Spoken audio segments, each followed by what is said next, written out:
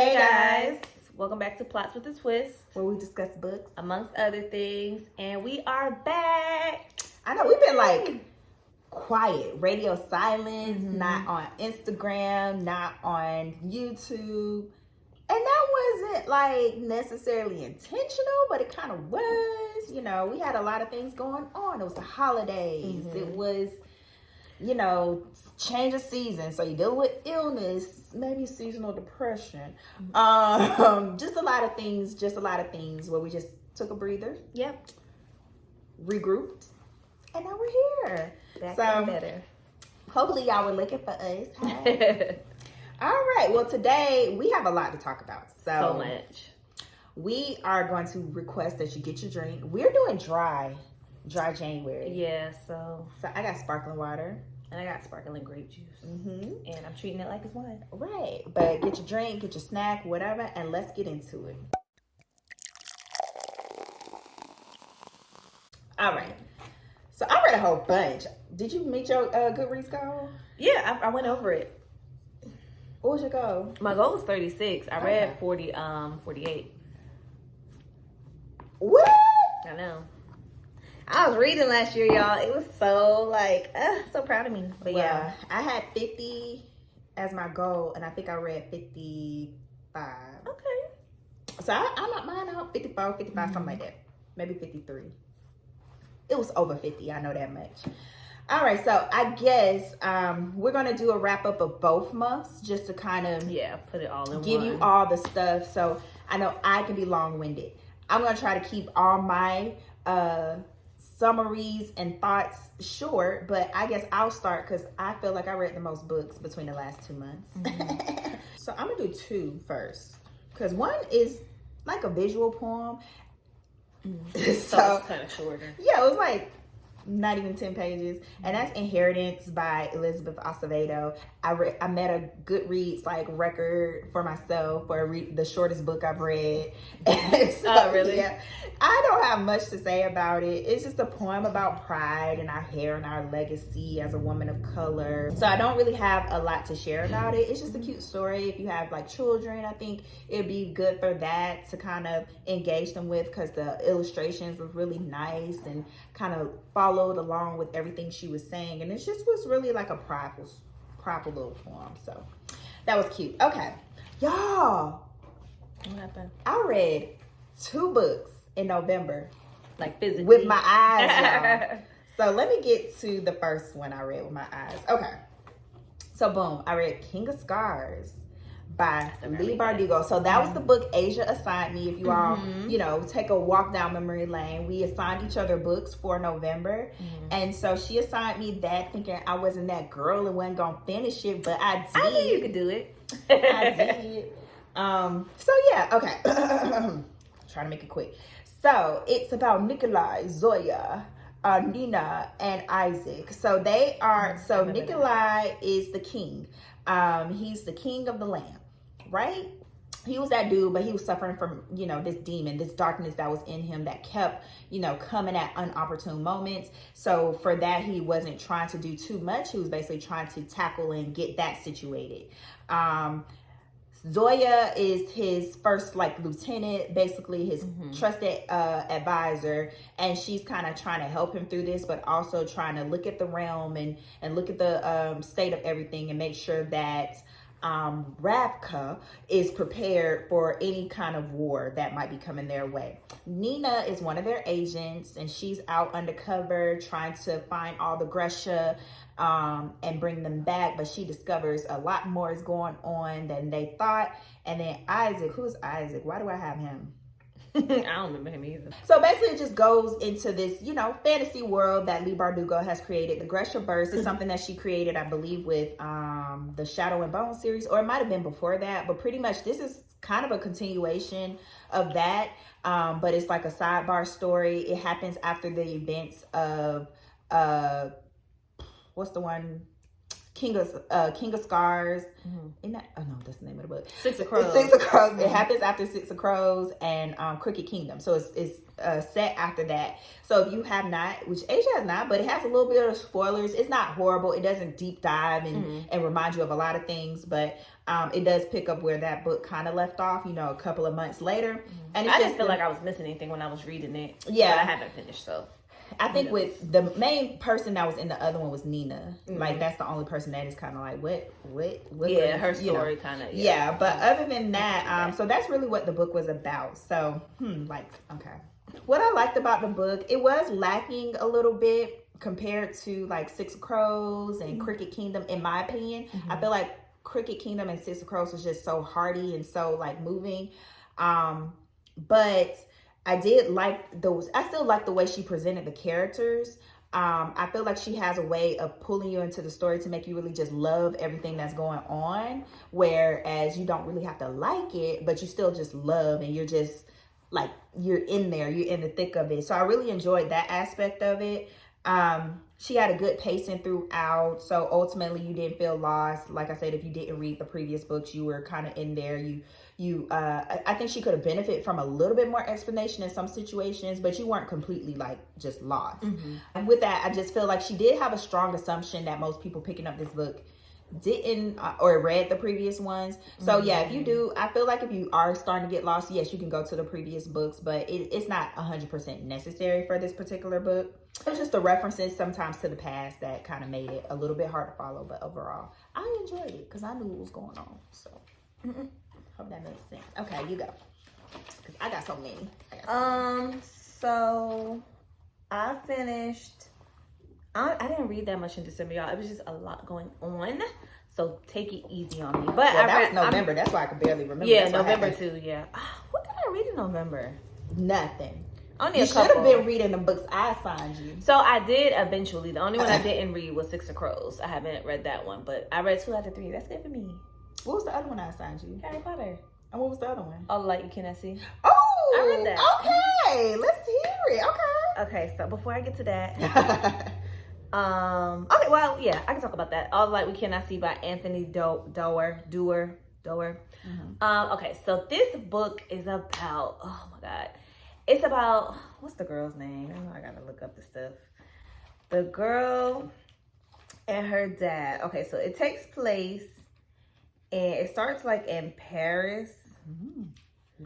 It's when the Nazis occupied Paris, and a little girl and her father, they have to flee. Her father is like a, I want to say a janitor for like the museum out there.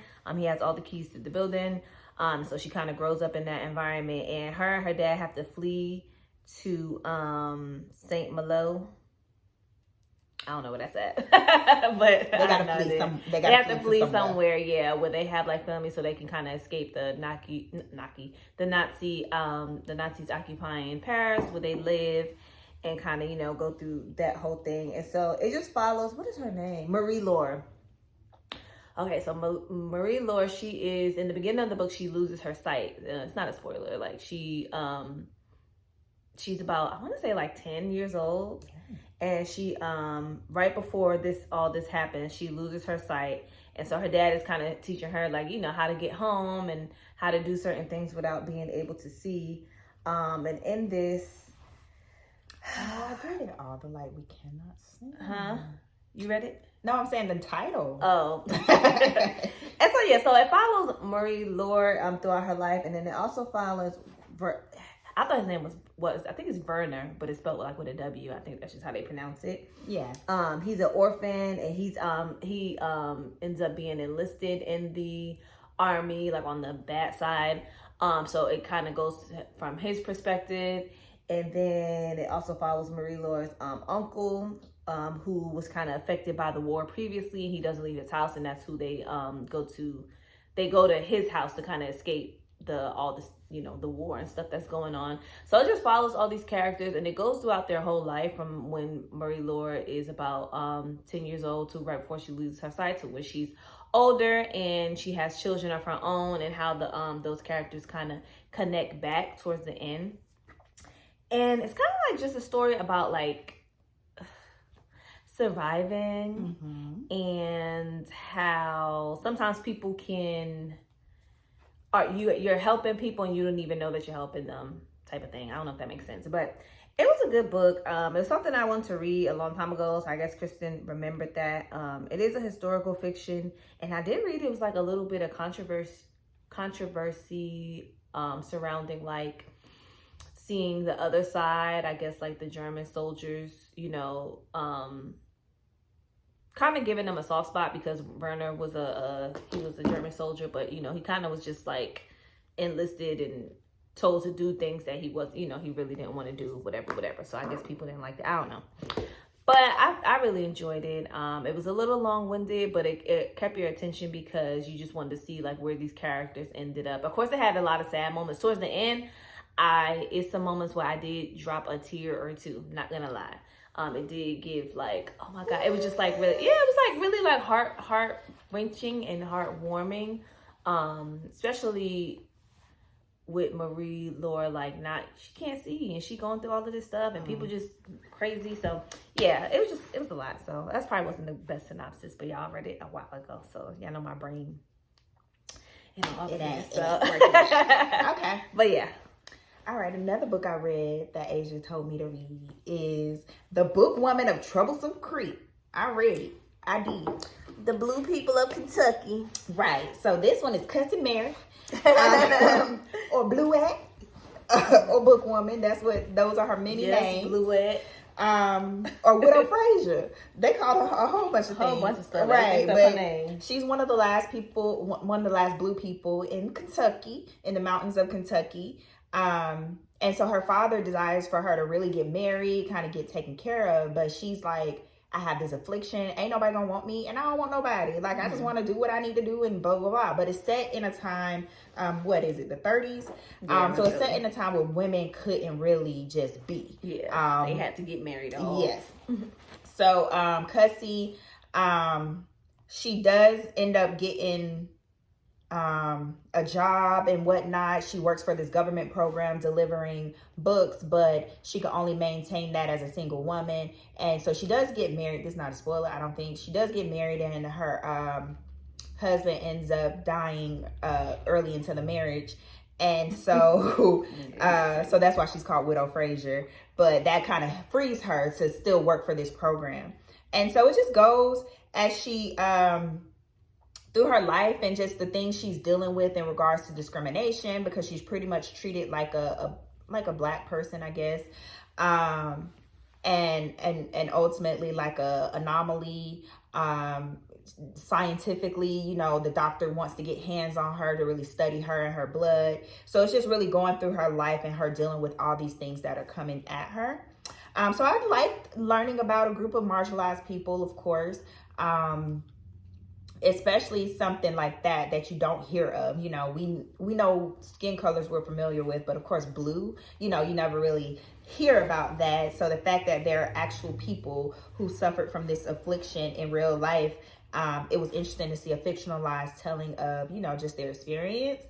Yeah, and I just liked Cussy. I liked her. She was a strong protagonist. I liked those. It seemed like she wanted to define her own lane, and that's, I'm here for it. Mm-hmm. The thing I did not like, though, is that there was a little bit of a romantic aspect, and I just didn't feel like it was fully fleshed out. Like, it just, to me, it was there. You knew it was kind of there, but I feel like there was opportune moments to kind of really see things develop. It kind of seemed like, hey, I know that person. I love them.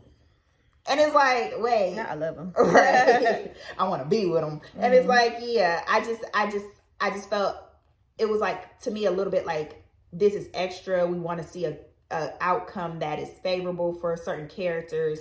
And ultimately, it was just a little bit half-heartedly handled, in my opinion. I felt like it could have been, left out or just strengthened something just to kind of help with that aspect. But that's the only thing.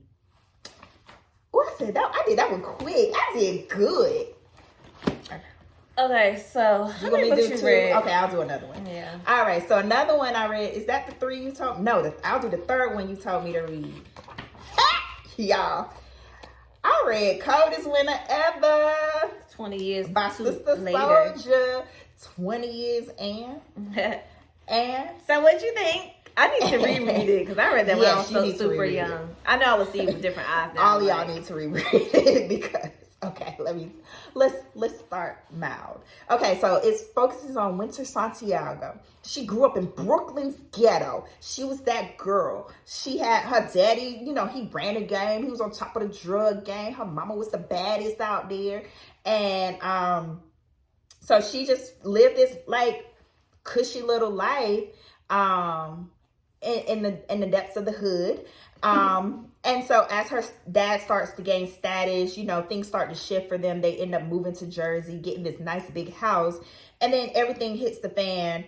And then there ensues like, I was about to say cussy, Winter having to face, just challenge after challenge in regards to trying to just get back the life that she knows.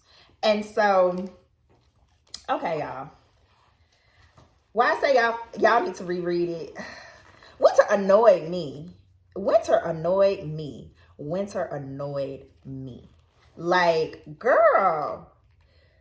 Okay, so let me talk about what I liked. So I just liked how she gave a perspective on someone's view who has like a one-sided view of the world. Like, I think that was Winter's problem. She didn't see nothing wrong with what her environment was. And ultimately, that's how she made decisions. That's how she approached everything. Like, it wasn't from a perspective that I have to be empathetic. I have to care for other people. It's like, I got to look out for myself. And so I like that the author kind of stuck to that, because it's kind of like, if that's the type of person she is, then you kind of see how that type of person responds to things that are happening in their life. It was just a little different. Like for instance, like she was looking at crime as like, you got to do what you got to do. Like, like she wasn't looking at it as like, I'm harming somebody, I'm hurting somebody's family. So I do like that. I found several moments funny. Like I chuckled. I like had a good hearty laugh at like certain things. So those were the things I liked. But yeah, she just got on my nerves. She was definitely immature. Yeah, she was immature, and I think when it comes to like static characters like that, it was just it just became annoying, because I can see like static characters like people who don't remain the same, and it's kind of like they get their just desserts, which she kind of did at the end. Or they show some type of growth later on. Yeah, or some type of growth, and then the growth that she did have, it was like, still she was selfish. Like, she'll find out, or so and so. Like, yeah, I just wanted more of a breakthrough for Winter, and that's just my personal preference. I know that probably wasn't the point of the book. I tried to read, I think the copy I had like an interview with the author. I tried to read a little bit of that, but my eyes was tired. I'm used to audiobooks. But yeah, I think that just kind of annoyed me, maybe at this juncture in my reading journey. I just like to see those types of things happen, and Winter didn't have that for me, so she annoyed me. I'm sorry. She was just a little too selfish for me. Like a little. I think at the time when I read it, you ain't even looking out for your sisters, your mom, like nobody. I was literally like young, so I was probably like, "Yes, girl, like, yes. Do what you gotta do," knowing I ain't living like that. And it's like she was like, "I'm from the hood," but no, you were ghetto fabulous. You weren't, you didn't have that real gutter exposure to like negative things. You just had. It was just your setting, not really your environment. You still was very pampered, and I think that was very prevalent throughout the book, because she's thinking she's one way and she's not. She's not at all. She grew up very sheltered. Just because you went out, just because you knew, just because your dad, just because of this, doesn't mean that's you. So yeah, it was just a little bit annoying, but I think it was good enough. Like, it was a good book. Like, I finished it. I read it with my eyes. Like, that's what I'm saying. I finished it. It was good, but the sequel was horrible. I think I talked about it here on this channel before. Yeah, me along there. It was the worst book I ever read, I think. I bet you if you reread the first one, you'd be like, okay. No, the sequel was like, I don't know what Sister Souljah like went through, but it was very like, had like religious undertones, but it was just weird. It was weird. It was weird. But so don't come at me. Don't come at me. I was just a little annoyed. I think most people are annoyed by Winter, but I think overall I enjoyed the story. I enjoyed the story. I was just annoyed by the character. I'm surprised they haven't made it into a movie. A movie? Mm-hmm. I think people would be annoyed to watch that. Like, girl, like you just wrote. It's like, a very sensitive time now. You probably can't do a lot of stuff in there anyway. People want to see like someone win or someone like, they want to see something change. And yeah.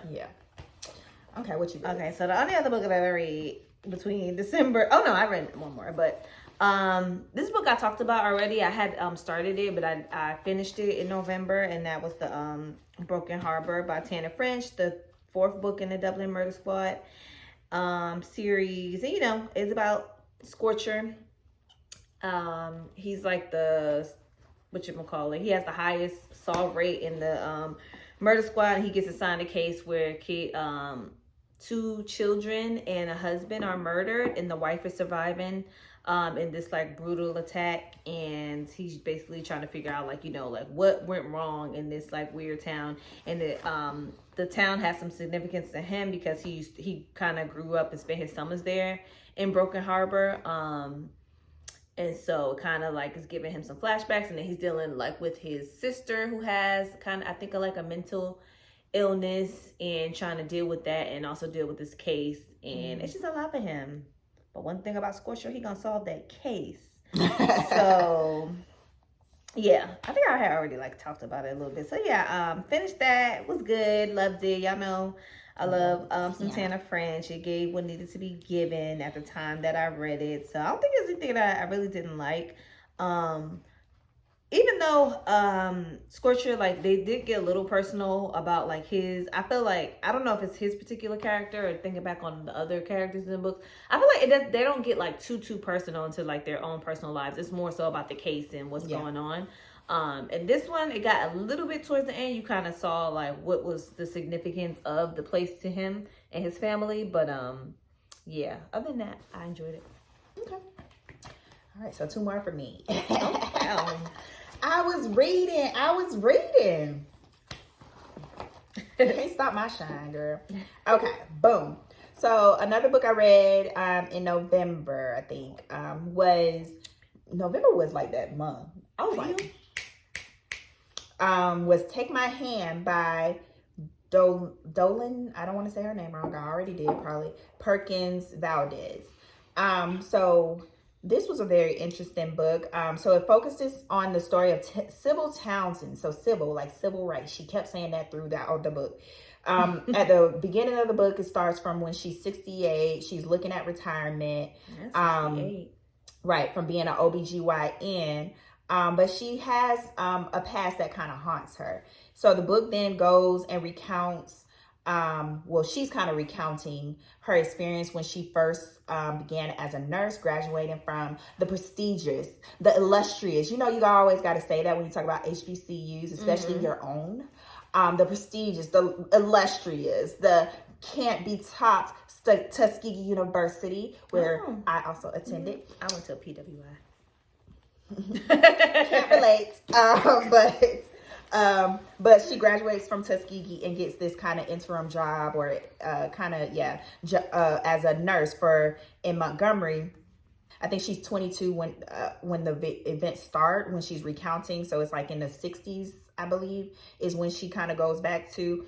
And she's a nurse working for this family clinic, thinking she's helping women, but come and find out that the birth control and things that they are giving isn't actually helpful to the women. And she's in charge of 2 minor girls, and they're actually giving birth control to minor girls who aren't even sexually active.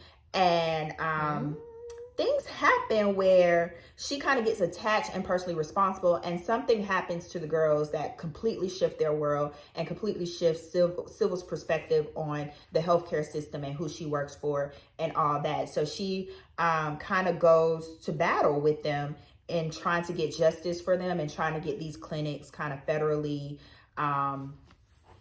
not shut down, but just get the right practices in place so they can actually be beneficial for women and minors in the communities that they serve.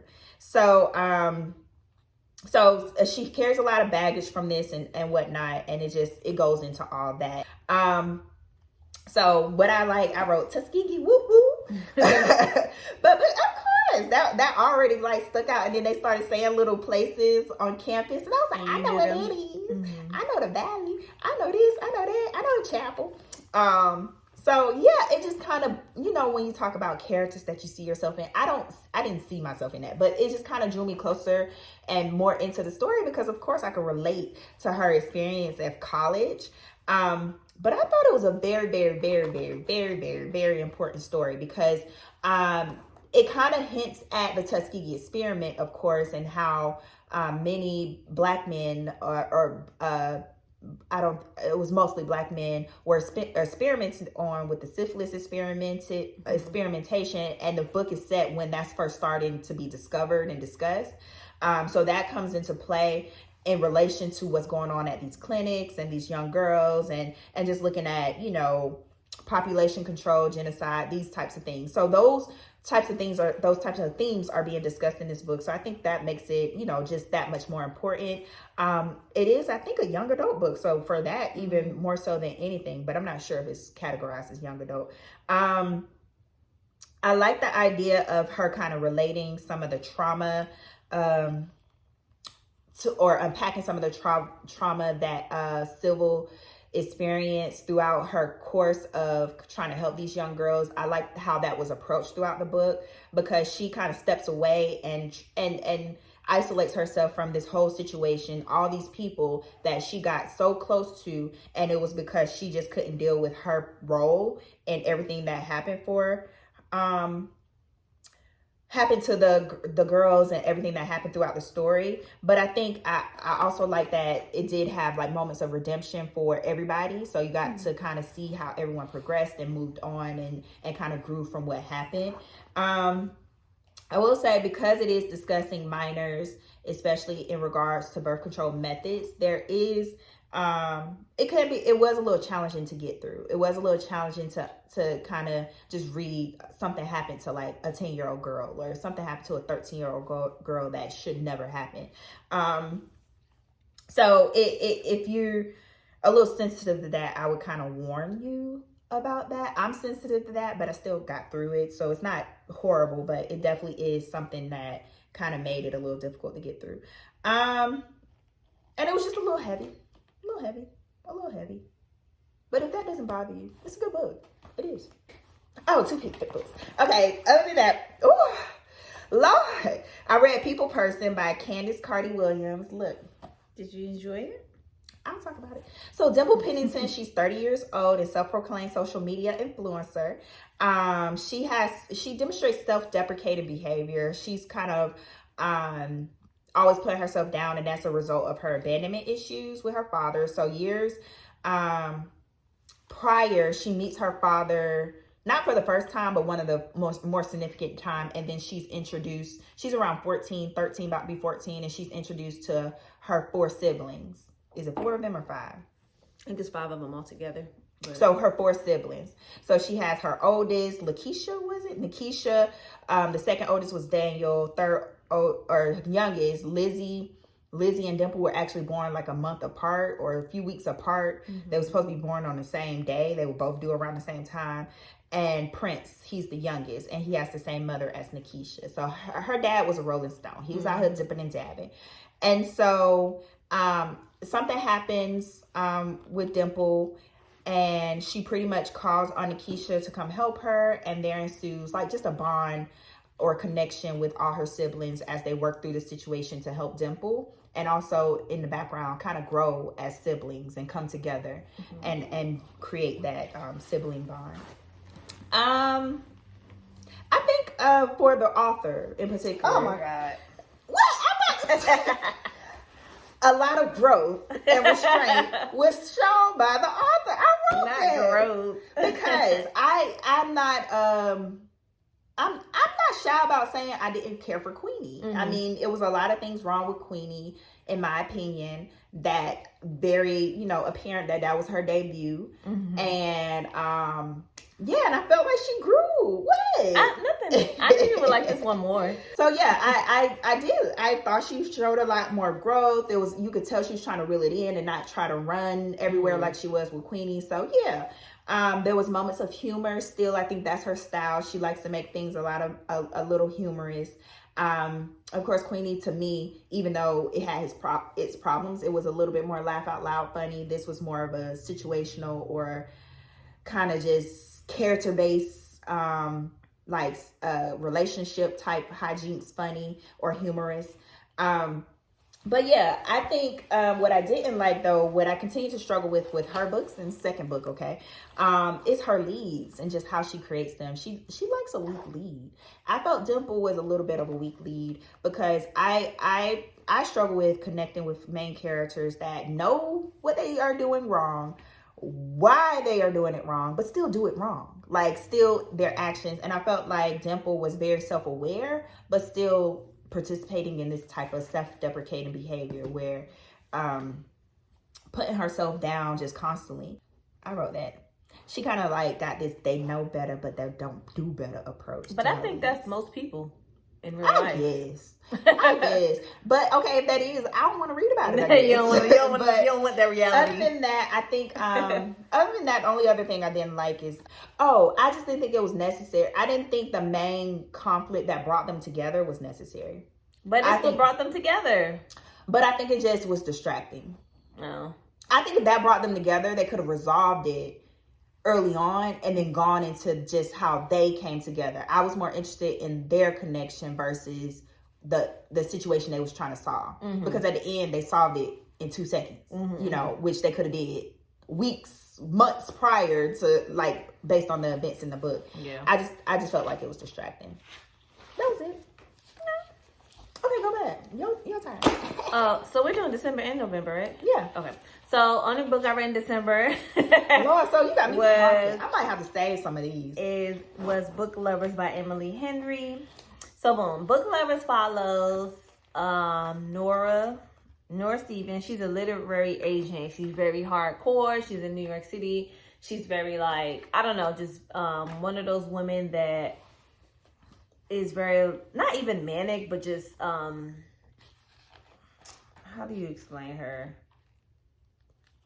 She's very, I don't want to say uptight, but she just has a way of doing things, and like that's it. Like, very she's kind of cutthroat type of woman, and doesn't have the best luck in the dating world. Her boyfriends always leave her for like the nice girls next door, which she is not.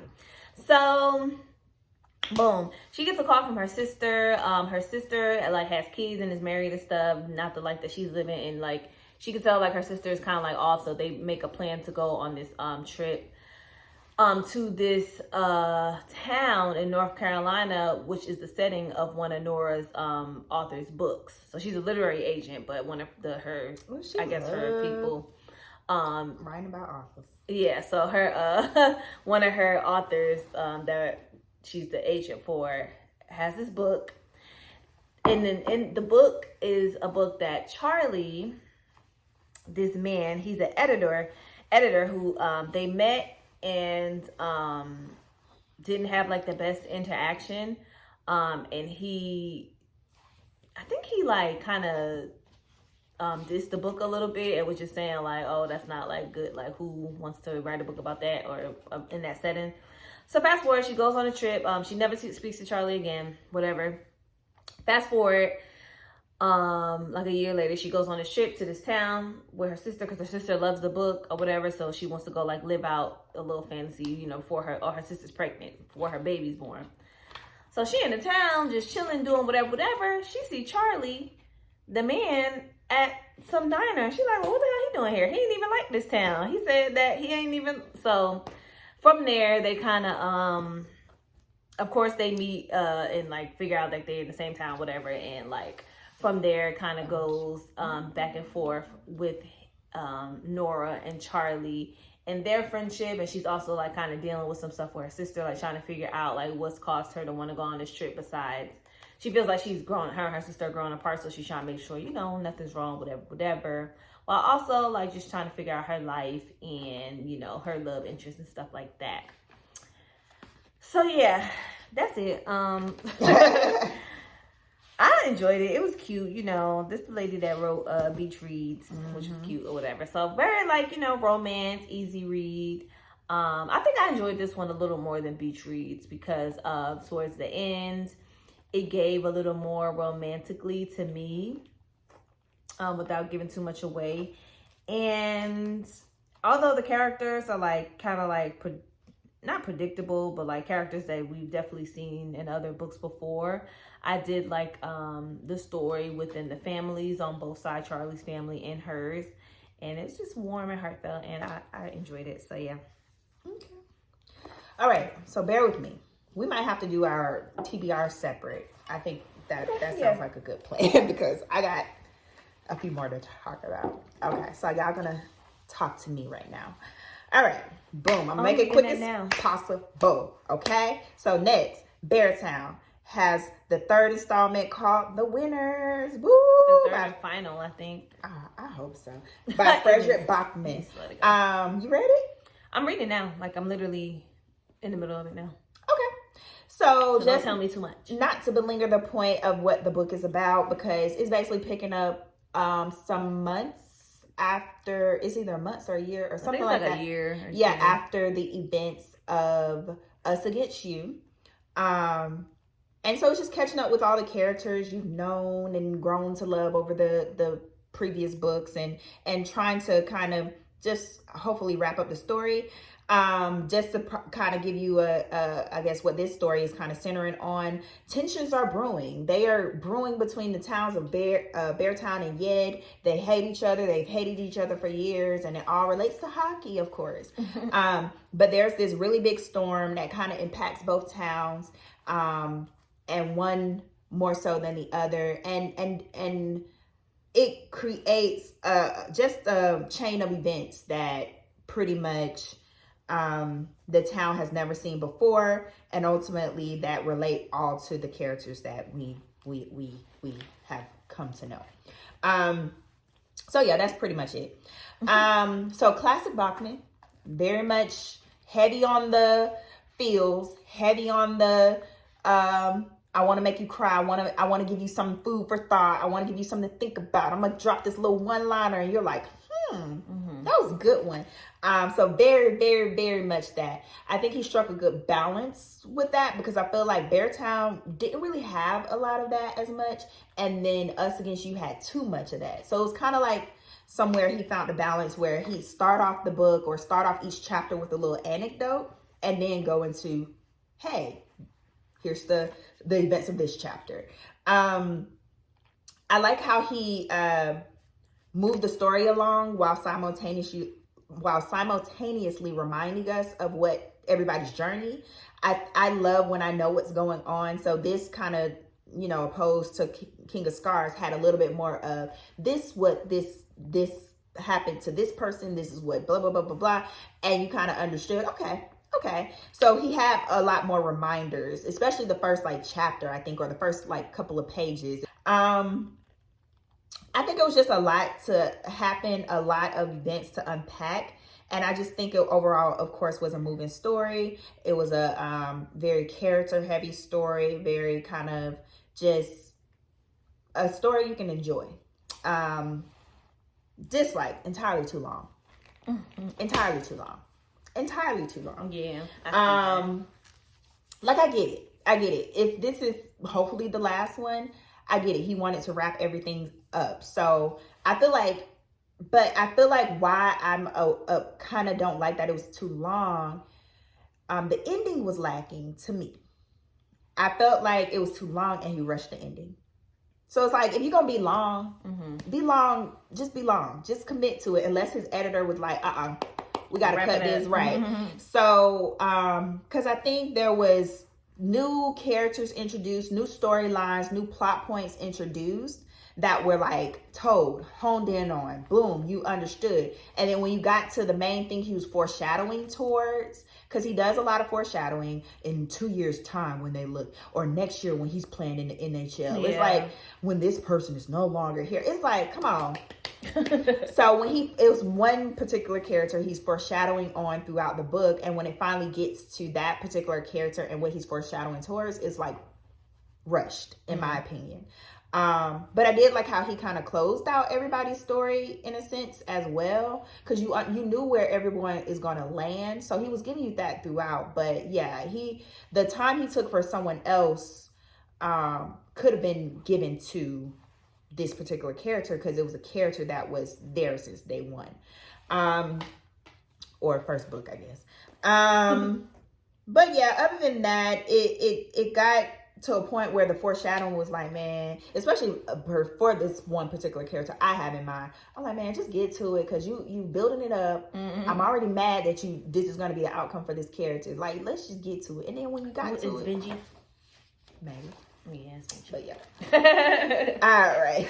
So boom. But overall, I really enjoyed it. Outside of that, I really did enjoy it. I mean, did you like it better than Us Against You? Yes. Okay. But less than Bear Town. Okay. All right. So, boom. I read, so these are now my December reads. So I'm just going to run through them before I let go by Kennedy Ryan. So I kept seeing that circulating everywhere. Beautiful cover. Kept seeing like everybody saying, you got to read this book. You got to read this book. I forgot to take notes on it, but I remember this one. So this was about Yasmin and Josiah. So they are divorced. But they have a business together, a successful restaurant in a kind of nice area in the city of Atlanta, and they have 2 kids.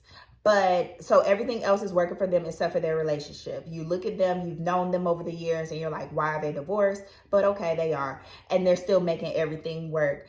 So it switches perspective between Yasmin and Josiah. Yasmin is kind of trying to get her life together after a major event happened that kind of broke their family apart and really broke her. So she's seeking out help. She's really rebuilding. She's regaining friends, kind of building a new support system, and just navigating life as now a newly single woman. Well, I guess they were divorced for almost 2 years. Josiah, he's holding things down. They have a new cook at the restaurant, kind of getting the business back into a good place.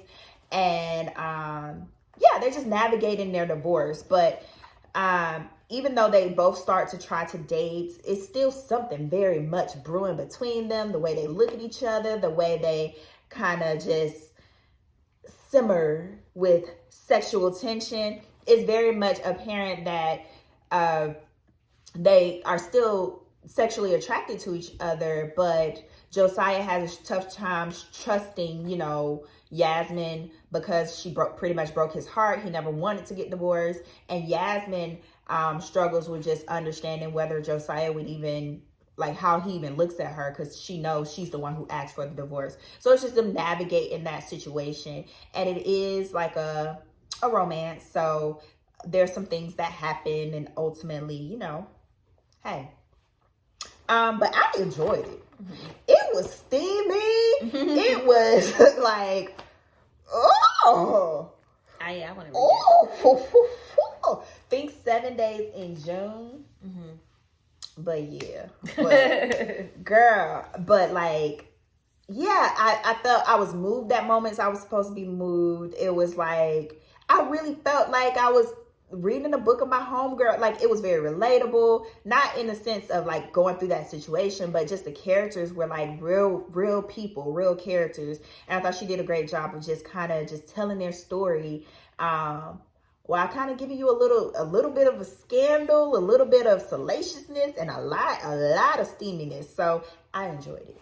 What I didn't like, I don't know. I liked it. All right, so the next book, the longest book I read in my life, was Babel by R.F. Kuang. I think I'm saying it right. Okay. Robin Swift, he started, the story starts when he's a young boy around 10, 11. He's on the verge of death. He's clinging to his mom. He watches her die, and the rest of his family is pretty much in the same household dead. Their country is plagued. Yeah, their country is plagued by. It's set in the 30s, 1930s. So their country is plagued by disease, and which is likely caused from colonization. But pretty much when he's on his pretty much almost last breath, Oxford professor ends up busting down the door and putting the silver bar on his chest and rescuing him and saving his life. So there ensues, like, Robin feels indebted to this man.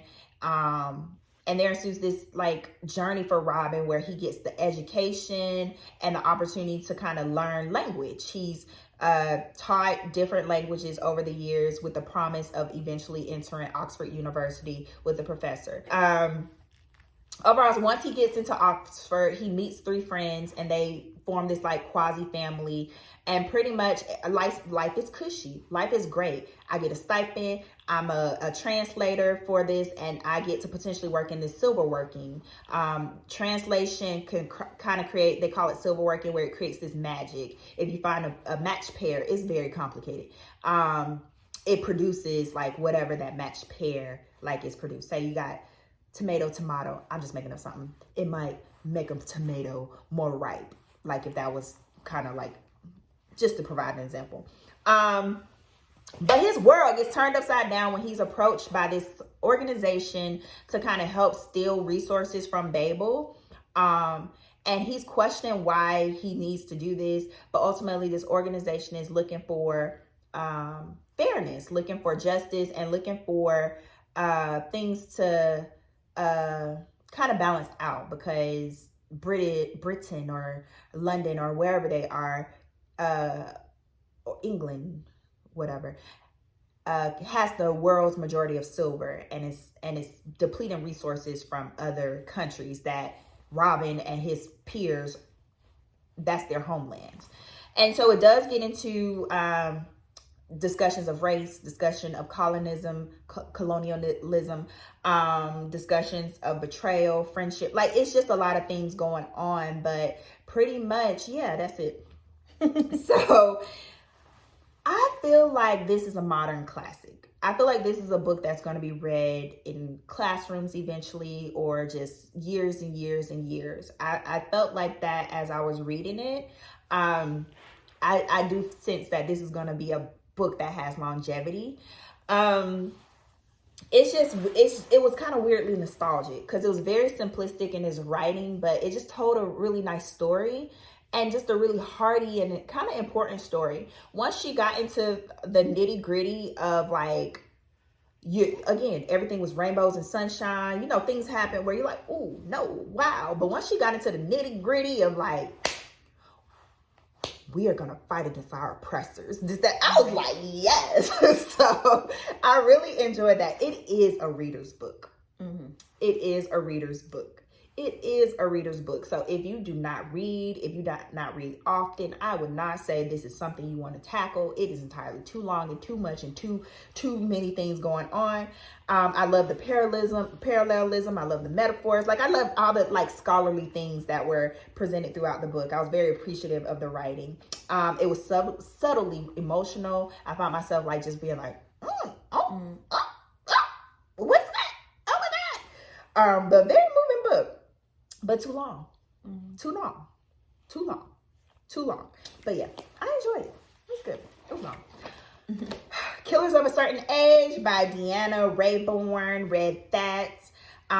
So Billy, Natalie, Helen, Mary Ellis, they are part of the first women's task force in the 60s, where they are trained to be assassins. And so they pretty much have a fruitful career, and 40 years later, they decide to retire. But one day when they're on their cruise, they notice another operative, which you only see is if you're about to get eliminated. And so they're wondering, why are we being targeted? Why are we about to be eliminated? What do we do? And come to find out, some things are going on behind the scenes that they are being blamed for that they didn't do. So they're out to clear their name and ultimately taking down whoever they need to take down as the bad 60-something-year-old women they are. So very fun story. Very fun story. I really enjoyed it. I thought it was a very entertaining story. I thought, you know, when you had like the old woman kicking it old school, it was just about 4 bad, you know, women who like out there just doing stuff. So I like the hijinks of it. I like the very much just, if you think of, what's that movie, Red, with the Helen Mirren, and it was like all these old assassins. Bruce Willis, I think, was in it. I know. But it was kind of like that, remnants of that. But yeah, I just found it very surprising, engaging, and I just really enjoyed it. It was a very fun story. But it's not a super memorable story. I literally forgot I read it until I started to look at my notes, and I'm like, oh, yeah, that was a cute story. Mm-hmm. So it's one of those where you're here for a good time, not a long time. So, all right, bear with me. What's the last one? Because Asia bored with me, y'all. I didn't read that much. Okay, last one. I think. I'm almost certain. Yeah. Okay, last one. Lessons in Chemistry by Bonnie Garmus. So it focuses on a story of, I can't remember, Elizabeth Zell. Elizabeth Zott. I think that was her name, if I recall correctly. She is set in like the 70s. Well, I read all these historical books. Look at me. You don't even like that. I know. It's set in the 70s. Elizabeth Zott is a chemist. She wants to be taken seriously, but as a woman during that time, she's met with adversity along the way. So pretty much no one thinks she's as smart as she is. No one kind of takes her position at this chemistry company seriously. And ultimately, you know, she's kind of put on the back burner in a way. Like, her peers recognize she knows what she's talking about, but they come to her, ask the questions, and then they get the credit for anything she's done. So she's very much kind of like the straight and narrow person, doesn't really have like a strong sense of humor, very serious, and wants to, like I said, wants to be taken seriously. So she, in her world, she ends up eventually becoming, some events happen, and she eventually becomes a TV host of this cooking show, because cooking in her mind or her world is chemistry, and just navigating her life as a woman in the field that she's in, and trying to make her way in her own path, and wanting to empower and embolden other women. I enjoyed this book too. I had some good reads. Now you need to read this one. This was really cute, really good. Again, some moving moments, and just really kind of important. I think it was an empowering story. An overall well-rounded, great story. I don't think I disliked too much in the book. I mean, she could have had a little bit of a, you know, chip off her shoulder a little bit, but other than that, I really enjoyed it. Oh, y'all. I'm gonna edit this down as much as I can, but y'all hung in there. We're gonna do our TBRs probably in another video, or we'll just probably surprise you next month with, hey, here's what we read. We'll see how we do this. We're gonna catch up on some content as well, so look out for us wrapping up our year, letting you know the best and the worst we read last year, because I got some good books. It's gonna be hard for me to pick my worst, I think. You think? No. Okay. Well, like this video, subscribe. Thank you for hanging in there with us, and we'll see you next time. Bye.